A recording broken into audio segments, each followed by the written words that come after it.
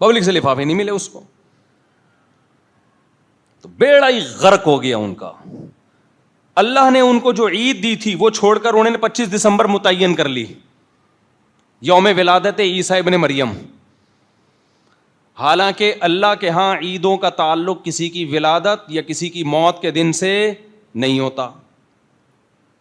عیسائیوں کو بھی عید ملی تھی. عیسائیوں نے کہا کہ ان کے خیال کے مطابق, حالانکہ یہ خیال بھی غلط تھا, عیسیٰ علیہ السلام 25 دسمبر کو پیدا نہیں ہوئے, ان کے محققین کہتے ہیں. جیسے ہمارے ہاں کہتے ہیں 12 کو نبی پیدا ہوئے تو 12 ربیع الاول وہ ہے نا, عید کا دن ہے نا, کہتے ہیں عید میلاد النبی ہے. جو مسٹیک عیسائیوں سے ہوئی ہے نا, وہی مسٹیک کس نے کی ہے؟ اس امت. عیسیٰ ابن مریم 25 دسمبر کو پیدا نہیں ہوئے. خود عیسائیوں کے محققین اس کے قائل ہیں کہ یہ آپ کا ڈیٹ آف برتھ نہیں ہے. عیسائیوں نے ایک غلط دن متعین کر کے, ایک گڑبڑ یہ, دوسرا اس کو عید کا دن بنا لیا. جو اصل عید تھی اس کو کیا کر دیا؟ بھول گئے. ہمارے والوں نے بھی کیا کیا ہے؟ 12 ربیع الاول کسی صحیح حدیث سے ثابت نہیں ہے کہ نبی کی پیدائش کا دن ہو, کسی بھی صحیح حدیث سے ثابت نہیں. ہمارے والوں نے ایک تو غلط دن گڑھا, پھر اس کو کون سا دن بنا لیا؟ عید کا دن. جبکہ حدیث میں ہمیں کتنی عیدیں ملتی ہیں؟ عید الفطر اور عید الاضحیٰ. سمجھتے ہو کہ نہیں سمجھتے؟ اب کوئی اس عید کی نفی کرے, بھائی یوم ولادت عید کا دن نہیں ہے, تو فوراً گستاخی کے فتوے. جہاں میں سبھی خوشیاں منا رہے ہیں, وہ کیا ہے؟ استغفر اللہ, بے نہیں بولنا چاہیے. وہ کیا ہے؟ سوائے ابلیس کے جہاں میں سبھی خوشیاں منا رہے ہیں. کیا مطلب؟ جو نہیں منا رہے وہ سارے کیا ہیں؟ ابلیس ہیں. اس کا مطلب یہ پورا انڈا موڑ ابلیس ہے, پورا سعودی عرب ابلیس ہے, پورا دبئی ابلیس ہے, اور اللہ بھلا کرے آپ کا پورا افغانستان کیا ہے؟ ابلیس ہے. اس طرح تو کوئی بھی خوشی نہیں منا رہا, تو بلکہ میجورٹی نہیں منا رہی ہے. ملیشیا میں 12 ربیع الاول میں رہا ہوں تو 2-4 کہیں ایک اکا دکا کوئی پٹی نظر آئی ہوگی, کوئی بلب ولب, باقی تو کوئی بھی نارمل لائف تھی سب کی. ازبکستان, تاجکستان, پوری دنیا کے مسلمان کیا ہو گئے بھائی؟ ابلیس. تو جنت میں پھر دال چاول پکیں گے بھائی. 4 آدمی جنت میں جائیں گے, 4-6, باقی سارے کہاں جائیں گے؟ وہ ایک آدمی کو خواب آیا نا, خواب میں دیکھا کہ میں جنت میں دال چاول ہیں. اس نے کہا یہ کیا ہے؟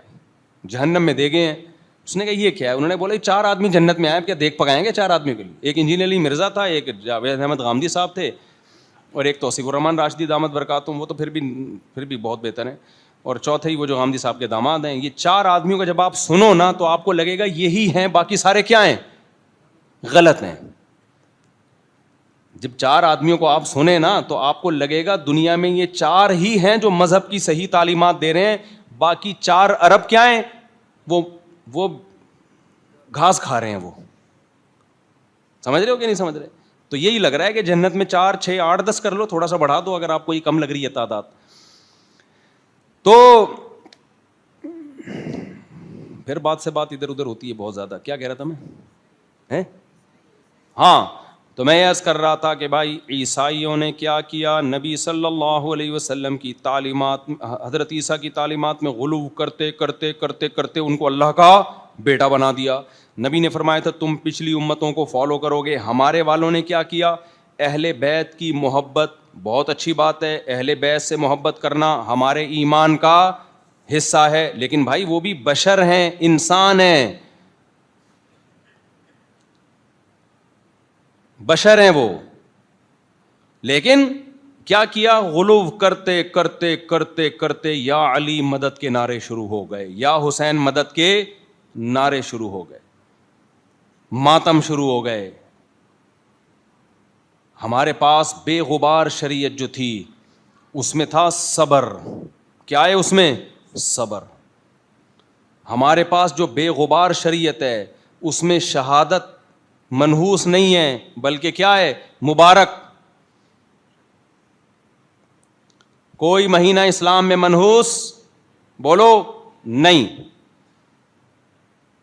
جب کوئی دن منحوس نہیں, کوئی مہینہ منحوس نہیں, حدیث میں آتا لا عدوہ ولا طیرہ, اسلام میں نحوست نہیں ہے. یہ زمانے جاہلیت میں تھی کہ عورت آئی ہے, عورت کی نحوست ہے کہ میری جاب چھن گئی, یہ کرتے ہوتے نا لوگ بات.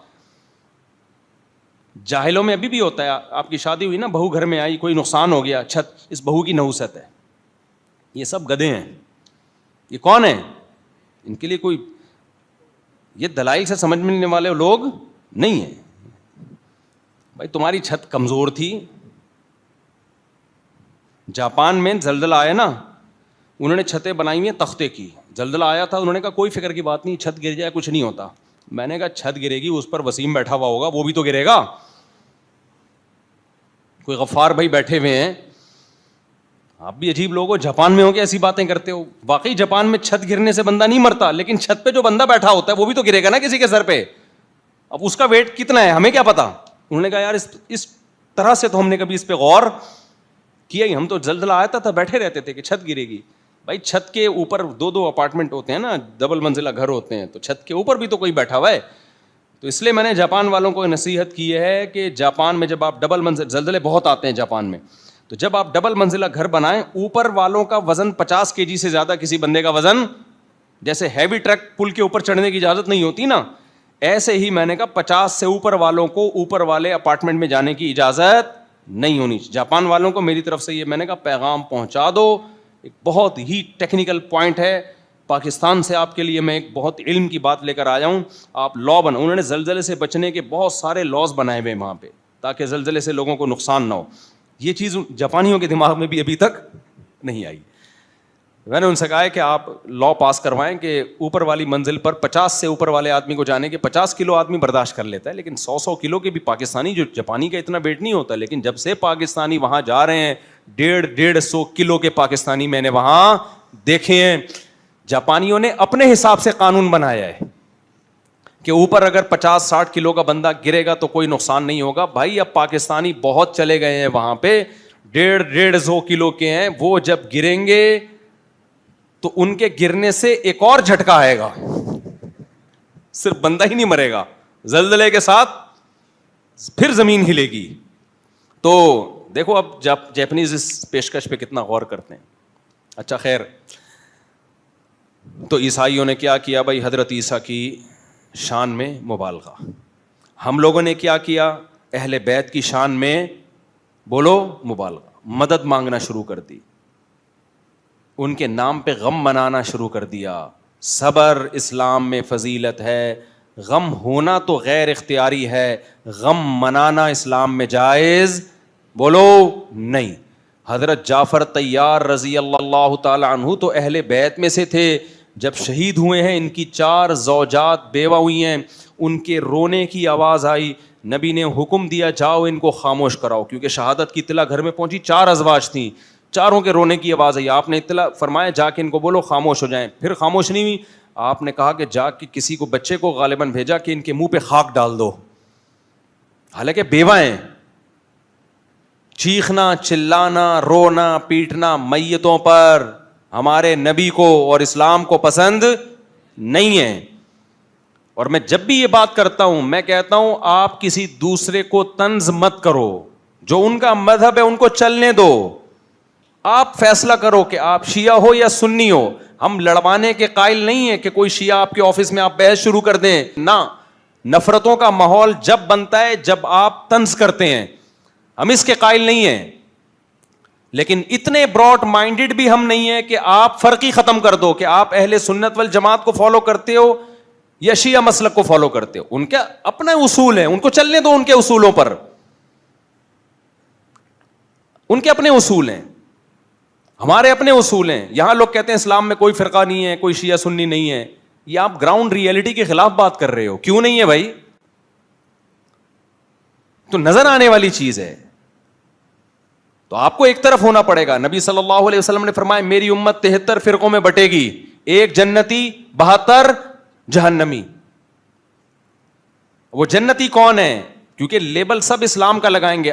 فرمایا ما انا علیہ و اصحابی, جو میرے اور صحابہ کے دین پر ہوگا. تو جو میرے دین پر ہوگا اس کو سنت کہا جاتا ہے, جو صحابہ کے ہوگا اس کو جماعت, جماعت سے صحابہ کی جماعت.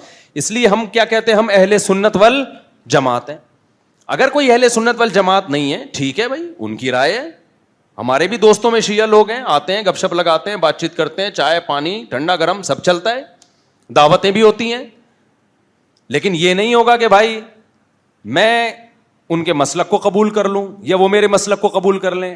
کرنا ہے پورے کنورٹ ہو, یہ جو آدھا تیتر آدھا بٹیر چل کے چل رہے ہو، یہ نہ ادھر کے رہو گے نہ بولو ادھر کے رہو.